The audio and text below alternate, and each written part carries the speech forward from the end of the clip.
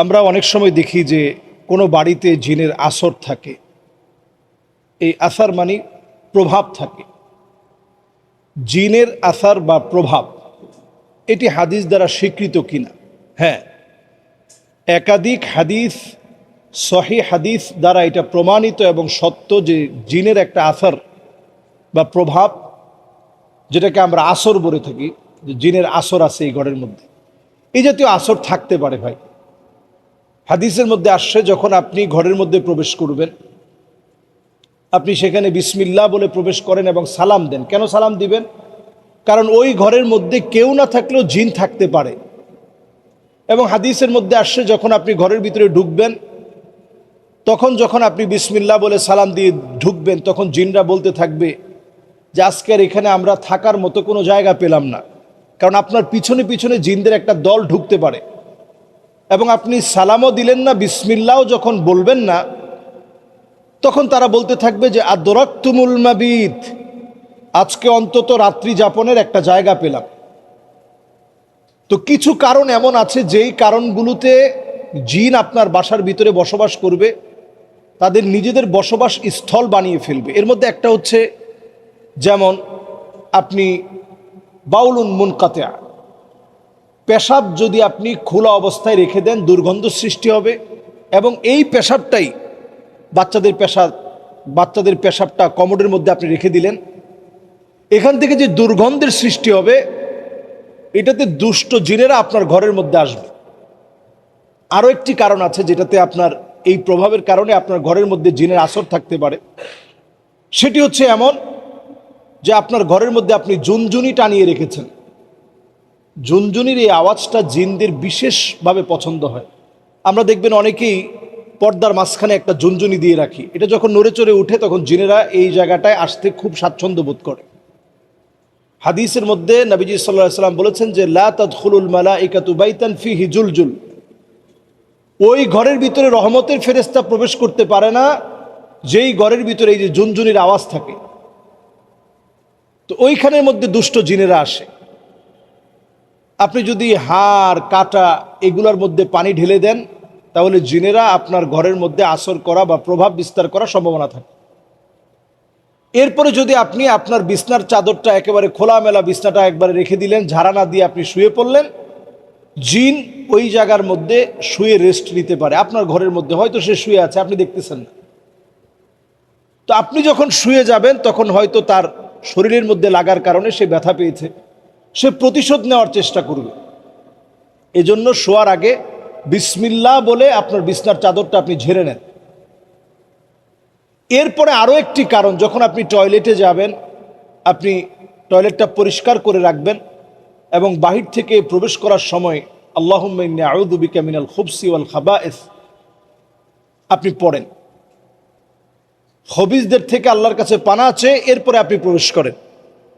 এই কাজটা না করলেও জিন বিরাটভাবে আপনার উপর প্রভাব বিস্তার করবে, আসর করবে, ক্ষতি করার চেষ্টা করবে। এরপরে আরও কিছু বিষয় থাকে, যেমন কুকুর লালন পালন করা। এই কুকুরের কারণে জিন কিন্তু প্রতিনিয়ত আপনার ঘরের মধ্যে চতুর্দিক থেকে দেখবেন, জিন যখন অ্যাটাক করার চেষ্টা করবে, কুকুর তখন চিৎকার করে ডাকবে। এজন্য যদি কুকুর রাখতেই হয়, গার্ড হিসাবে বাড়ির বাহিরে আপনারা রাখবেন, ঘরের মধ্যে কুকুর রাখা যাবে না। এর কারণে জিন আপনার ওই পরিবারের প্রতি বেশি আসক্ত হবে। এরপরে আরও একটি বিষয় থাকে, সেটি হচ্ছে, আমরা অনেক সময় এটা জানি না, অনেকেই ছবি টানিয়ে রাখা। যেমন আমরা আমাদের পিতা মাতা, আত্মীয় স্বজন, এমনকি নিজের হারিয়ে যাওয়া সন্তান অথবা নিজের স্ত্রী অথবা নিজের অনেক সময় ঘোরাফেরার বিভিন্ন মুহূর্ত, যেগুলো আসলে আপনাদের হৃদয়ে আনন্দ দেয়, ওই স্মৃতিগুলোকে আমরা ঘরের মধ্যে লটকিয়ে রাখি। এগুলো জিন আসার অনন্য কারণ। আরেকটি কারণ হচ্ছে পুতুলগুলো ব্যবহার করা। বড় বড় পুতুল, বাচ্চাকে খুশি করার জন্য তার বার্থডেতে আপনি বড় বড় পুতুল দিয়েছেন। এই পুতুলগুলোর ভিতরে জিন থাকে, এক একটা পুতুলের ভিতরে এক একটা বড় বড় জিন থাকে। আপনি চিন্তাই করতে পারবেন না। আপনি সেটা ইউটিউবে সার্চ করে দেখেন যে পুতুল কি পরিমাণ জিনে আসার কারণ। এই জন্য এই পুতুলগুলোর থেকে সাবধান হন। পুতুল যেগুলো আছে সেগুলোর আকৃতিকে, এই চোখগুলাকে নষ্ট করে দেন। চোখগুলার উপরে যদি একান্ত বাচ্চা পুতুল ছাড়া থাকবেই না, এবং বয়স একেবারে 2 বছর 3 বছর, এই বয়সের বাচ্চারা, বিশেষ করে মেয়ে বাচ্চারা, পুতুল তারা লাগবেই। তাদের পুতুল ছাড়া হচ্ছে না। ওই অবস্থায় আপনি চোখের উপরে একটা কাপড় দিয়ে আপনি পট্টি দিয়ে দিবেন, অথবা আপনি কালো একটা কলম নিয়ে এই চোখটাকে আপনি মুছে দিলেন, বন্ধ করে দিলেন, আকৃতিটাকে আপনি মুছে দিলেন, বন্ধ করে দিলেন। শুধু পুতুল হিসাবে বাচ্চারা, মেয়ে বাচ্চারা বাবু বাবু বলে খেলে, তারা নিজেরা নিজেদের বাচ্চাদেরকে এই পুতুলগুলাকে বাচ্চা সাজিয়ে এরপরে খেলাধুলা করে। এতটুকুন হওয়ার জন্য হতে পারে, কিন্তু খেয়াল রাখতে হবে যে এইগুলা অবশ্যই আপনি মুছে দিবেন, চোখের আকৃতিটাকে নষ্ট করে দিবেন, না হলে এক একটা এই পুতুল এটা জিনের বাসা হবে। তাহলে দেখেন আমাদের বাসাগুলোতে জিনের প্রভাব থাকার যতগুলো কারণ আছে সবগুলো আছে, এবং এগুলো হাদিস সম্মত, যেগুলো বললাম সবগুলো হাদিসের মধ্যে আসে। এখন বাঁচার জন্য উপায় কি? বাঁচার জন্য উপায় হচ্ছে সূরা ইখলাস, সূরা ফালাক, সূরা নাস প্রতিদিন পড়েন। ঘরের মধ্যে সূরা বাকারার তেলাওয়াত উচ্চ আওয়াজে ছেড়ে রাখেন। এখন প্লাগ ইন কোরআন পাওয়া যায়, অথবা আপনি টেলিভিশনেও অ্যাডবিহীন সূরা বাকারার তেলাওয়াত ইউটিউব থেকে আপনি সার্চ করেন, সেখানে আপনি পেয়ে যাবেন। আপনি সূরা বাকারার তেলাওয়াতটা ছেড়ে রাখেন, জিন আপনার ঘর থেকে বের হতে বাধ্য হবে। রাত্রে ঘুমানোর সময় আয়াতুল কুরসি আপনি পড়েন।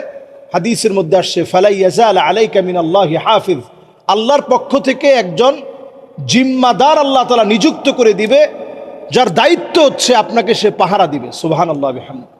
সুতরাং এই বালা মুসিবত থেকে বাঁচার জন্য যে আমলগুলো বললাম, এই আমলগুলো আমরা করার চেষ্টা করি, এবং এই পরিবারকে আমরা বলবো যে আপনারা এই আমলগুলো করেন ইনশাআল্লাহ। যেটা বলা হচ্ছে বাথরুমে যাওয়ার পরে ভয় দেখানো হচ্ছে, ঘরের ভিতরে সব ভাঙচুর হয়ে যাচ্ছে এরকম, এবং প্রচণ্ড ভয় ভীতি, সব জায়গায় মনে হচ্ছে জিনের দখলে, এগুলো সব ইনশাআল্লাহ শেষ হয়ে যাবে।